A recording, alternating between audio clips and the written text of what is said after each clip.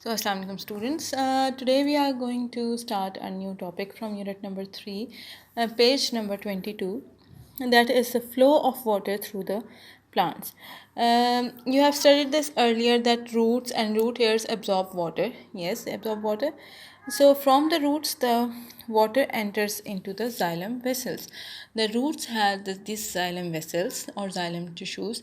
They take this water from the roots to the stem and then to the leaves. This is the whole passage of the water inside the plant. That water will be absorbed by the roots, that will be then enters into the xylem vessels. Now the xylem vessels transport it to the stem and then finally into the leaves. Now you have studied this in chapter 1. I hope that you remember this. Keep on learning your previous chapters. So that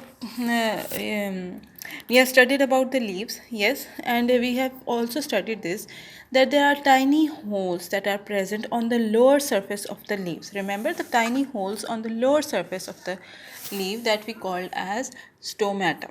Okay. Now in stomata, we also know that gaseous exchange takes place in these stomata. There is another function of the stomata, that the water actually evaporates from the leaves, and through these stomata. Okay, the water, this this is the leaf. There are few stomata on the lower surface of the leaves. Now evaporation of water from the leaves is the main force which moves the water through a plant. Now, this evaporation of water from the leaves is called as transpiration. Leaf, there are stomata on the leaves. The water will evaporate from the leaves, and this evaporation of water is called as transpiration. Okay, the evaporation of water is called as transpiration. Now there are different factors that are involved in this evaporation of water. Number one is wind. Okay, you know that faster the wind, there will more will be transpiration.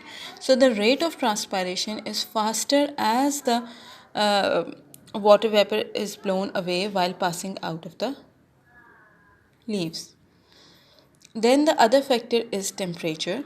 On a warm, hot day, the water evaporates faster as compared to the day when the temperature is not very high.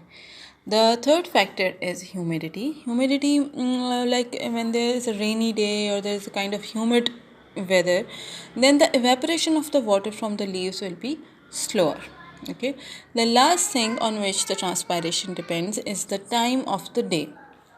You know, there's a daytime, there's a night time.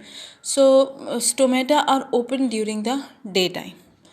So stomata are open during the daytime and usually closed at night. So when the stomata will be open, the transpiration will be more. So let's revise this.